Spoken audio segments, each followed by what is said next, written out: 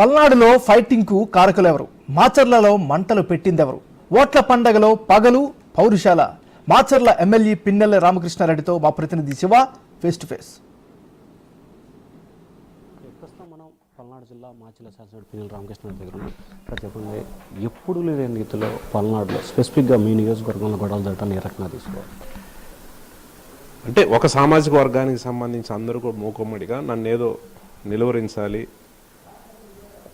ఏదో రకంగా గెలవకుండా చేయడానికి ఒక ప్రయత్నం చేశారు. దానిలో భాగంగా ఈరోజు చూస్తే మా నియోజకవర్గంలో 80 పైకు గ్రామ పంచాయతీలు ఉన్నాయి. ఎక్కడా కూడా గొడవలు జరిగే సంఘటన లేదు. ఏదో చిన్న చిన్న చెదురుమల్లి సంఘటనలు జరిగితే ఎక్కడా లేని పరిస్థితి. కానీ ఒక 4 గ్రామాల్లో గొడవలు జరిగిన పరిస్థితి. ఒకటి చింతపల్లి,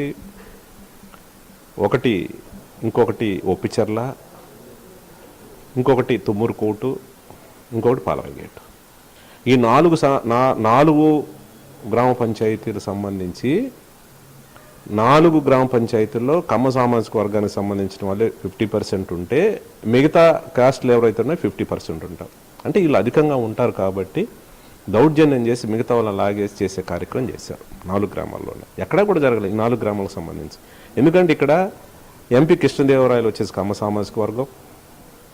స్పెషల్గా 2 రోజుల ముందు నారాయణ స్వామి అని ఒక ఎస్ఐని, అదే కారంపూడికి సంబంధించి గతంలో ఎస్ఐగా పనిచేసి సస్పెండ్ అయిన వ్యక్తిని మళ్ళీ ఇప్పుడు ఎలక్షన్ డ్యూటీ ఇచ్చి సిఐగా ప్రమోషన్లో ఉన్న వ్యక్తిని తీసుకొచ్చి అక్కడ సిఐగా వేసేసి ఆయన పోలీస్ డిపార్ట్మెంట్కి సంబంధించి ఎస్పీ గారు వీళ్ళందరూ కూడా కుమ్మక్కయ్యి కావాలని ప్రీ ప్లాన్డ్గా ఈ 4 గ్రామాలకు సంబంధించి వాళ్ళ సామాజిక వర్గం ఎక్కువ ఉంది కాబట్టి మిగతా వాళ్ళని కొట్టి దౌర్జన్యంగా బయటికి పంపించి రిగ్గింగ్ చేసే కార్యక్రమం చేశారు. ఎక్కడ గొడవ చేసిన వాళ్ళే తప్పితే మిగతా గ్రామాల్లో ఎక్కడా కూడా ఎలక్షన్ జరుగుతూ ఉంది. ఇది గమనించమని కోరుతూ ఉన్నాను. ఇక్కడ మేము ప్రేరేపించి మేము చేసింది కాదు. ఆ గ్రామాల్లో మీరు పోయి అడిగినా కూడా ఏదైతే నేను చెప్పిన 4 గ్రామాలు గొడవలు జరిగిన 4 గ్రామాల్లో మీరు గ్రౌండ్ లెవెల్ రిపోర్ట్ పోయి అక్కడ ఉన్న ఎస్సీలను అడగండి, ఎస్టీలను అడగండి, బీసీలని, మైనారిటీలని ఏం జరిగింది అడిగితే వాళ్ళు వాస్తవం చెబుతారు. ఇవన్నీ కప్పిపుచ్చి కొంత మీడియాలో దుష్ప్రచారం చేసి మళ్ళీ మా పార్టీకి సంబంధించిన వ్యక్తుల మీద కేసులు కట్టడానికి ప్రయత్నం చేస్తూ ఉన్నారు. ఇది పూర్తిగా కూడా ఎలక్షన్ కమిషన్ దృష్టి తీసుకుపోయినాం, మా ముఖ్యమంత్రి గారి దృష్టి తీసుకుపోయాం.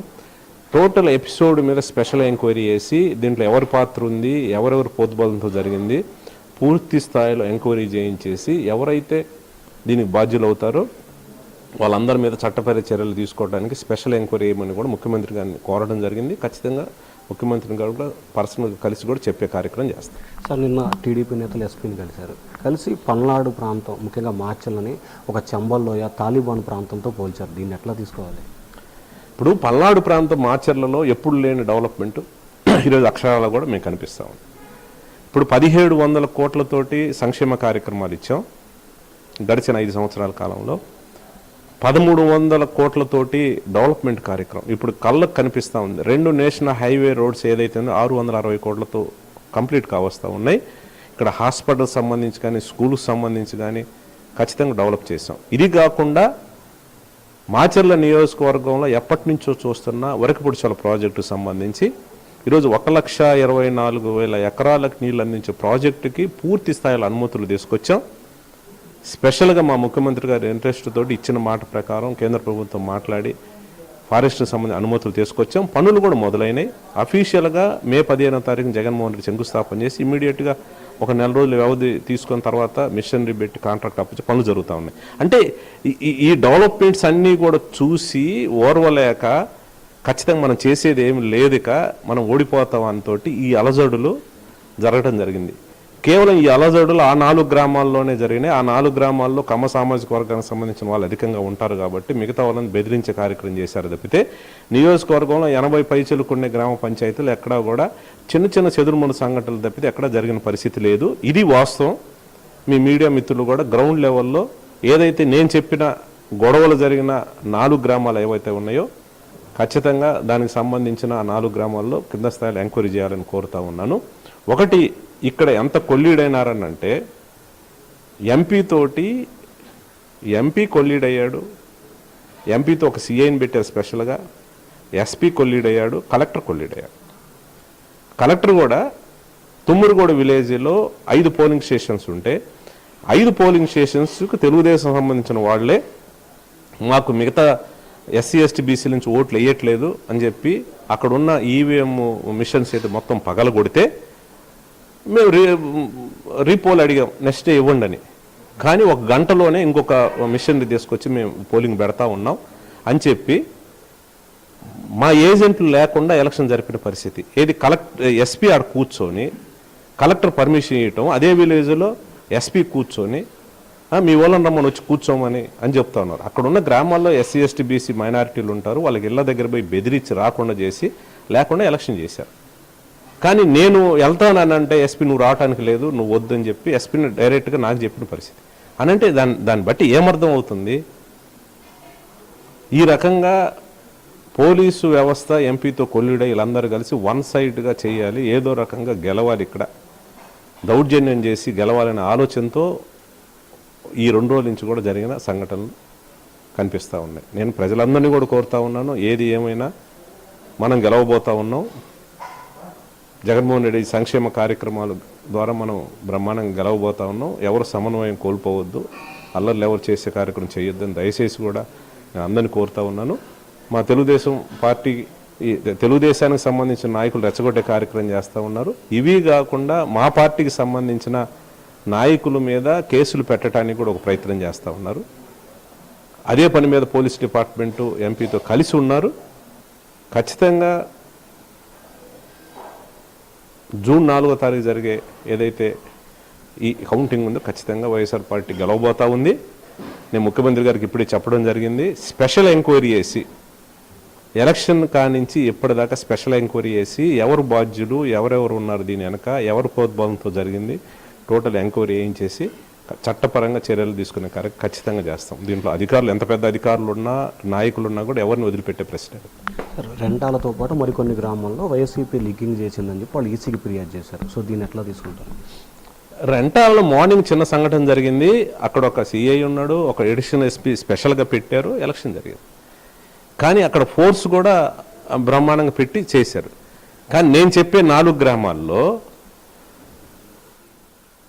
దరిదాపుగా 7,000 ఓటింగ్ ఉండే ఒప్పిచెల్ల గ్రామంలో 2 కానిస్టేబుల్ పెట్టారు. 4,000 ఉండే చింతపల్లి గ్రామంలో 1 కానిస్టేబుల్ హోంగార్డ్ని పెట్టారు. అనంటే అసలు సెక్యూరిటీ లేకుండా ఫ్రీ చేసి ముందస్తు ప్లాన్ ప్రకారం వీళ్ళందరూ కొల్యూడే చేశారు. ఈ 4 గ్రామాల్లోనే ఎంటైర్ కాన్స్టిట్యున్సీలు ఎక్కడా గొడవలు లేవు. జరిగిన సంఘటన ఈ 4 గ్రామాల్లో, ఈ 4 గ్రామాల్లోనే గొడవలు చేశారు. ఫర్దర్గా గొడవలు బయటకు వచ్చి చేసేది కూడా ఈ 4 గ్రామాల వల్లే చేస్తూ ఉంటారు. మీకు ఇబ్బంది లేకపోతే ఎంపీ చాలా బాగుండేవాళ్ళు గత 5 సంవత్సరాలు, మీతో 7 ఎమ్మెల్యేలతో కంటే మీతో చాలా బాగున్నారు. కానీ ఎందుకు ఈ గ్యాప్ వచ్చింది? గ్యాప్ ఏం రాలే. అంటే ఇప్పుడు నేను చేసిన తప్పు ఏందనంటే పార్టీలో ఒక నాయకుడు ఉండ, ఎంపీ ఉండ, ఎమ్మెల్యేలు ఉండ, నేను పార్టీ కోసమే లాయల్గా ఉంటాను. పార్టీ కోసమే ఎవరైనా చిన్న చిన్న గ్యాప్ వచ్చినా కూడా నేను సర్దుబాటు చేసే కార్యక్రమం చేస్తాను. ఇప్పుడు నాకు వచ్చింది నేను నమ్మిన కాబట్టే, నేను లాయల్గా ఉన్నాను కాబట్టే, ఎంపీతో బాగున్నాను కాబట్టే నాకు ఈ శాస్తి జరిగింది. కావాలని ప్రీ ప్లాన్డ్గా చేశారు. అంటే అది రాజకీయంలో ఇలాంటివి కూడా ఇంతవరకు చేస్తారా, బయట నుంచి చేస్తారు కానీ ఇంత దగ్గరగా చేస్తారనేది మొదటిసారి నేను తెలుసుకున్నాను, నాకు అర్థమవుతుంది. సో ఇది మొత్తం మీద చూసుకుంటే పల్నాడు రాజకీయాలకు సంబంధించి కేవలం అధికార పార్టీని ఇబ్బందులు పాలు చేసేందుకే తెలుగుదేశం పార్టీ కొంతమంది నేతల్ని, పోలీసుల్ని, ఎంపీ ప్రోద్బలంతో ఇటువంటి గొడవలు, విభేదాలు సృష్టించేందుకు తీవ్రస్థాయిలో ప్రయత్నం చేశారు. ఖచ్చితంగా తాము గెలవబోతున్నాం. జూన్ 4 తర్వాత ఏదైతే ఏపీసీలో జరిగిన ప్రతి దానిపై కూడా ఎంక్వైరీ చేసి ఖచ్చితమైన చర్యలు తీసుకునేందుకు ప్రయత్నాలు చేస్తామని చెప్పి ఎమ్మెల్యే రామకృష్ణ రెడ్డి అంటున్నారు. Vote studio.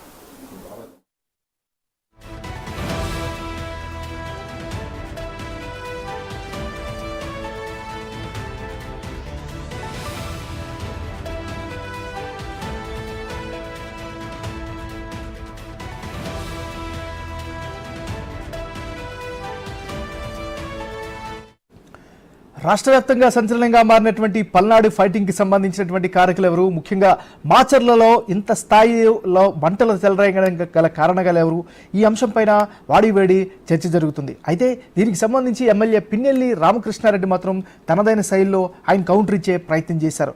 ఈ మొత్తం అల్లర్లకు కారణం తెలుగుదేశం పార్టీ లోకల్గా ఉన్నటువంటి కేడర్ కానీ లీడర్ కానీ అంటూ కూడా ఆయన తెలుగుదేశం పార్టీ వైపు చూపిస్తున్నటువంటి పరిస్థితి కనిపిస్తుంది. మరోవైపు ఎక్కడైతే సమస్యాత్మకమైనటువంటి ప్రదేశాలు ఉన్నాయో అక్కడ ప్రత్యేకమైనటువంటి సిబ్బందిని ఏర్పాటు చేయకుండా ఎక్కడైతే వాళ్ళకు అనుకూలంగా ఉంటుందో అక్కడ మాత్రమే ప్రత్యేకంగా పోలీసులు వత్తాసు పలికారంటూ కూడా ఆయన ఆరోపించడం జరిగింది. ఏదేమైనప్పటికీ కూడా రానున్న రోజుల్లో జూన్ 4వ తారీఖున తెలుస్తుంది వైఎస్ఆర్ కాంగ్రెస్ పార్టీ మరొకసారి అధికారంలోకి రావడం ఖాయమంటూ కూడా ఆయన ధీమా వ్యక్తం చేసినటువంటి పరిస్థితి కనిపిస్తుంది. ఇప్పటికే నేను జగన్మోహన్ రెడ్డికి ప్రస్తుత పరిస్థితిని అంతటి కూడా ఎక్స్ప్లెయిన్ చేయడం జరిగిందని కూడా ఆయన ఎక్స్ప్లెయిన్ చేశారు. ఖచ్చితంగా రేపు రానున్నటువంటి వైఎస్ఆర్ గవర్నమెంట్ కానీ ఖచ్చితంగా ఫామ్ అవుతుంది. వచ్చిన వెంటనే దీనిపైన స్పెషల్ ఎంక్వైరీ వేయాలని కూడా పిన్నెల్లి రామకృష్ణారెడ్డి స్పష్టం చేసినటువంటి పరిస్థితి కనిపించింది.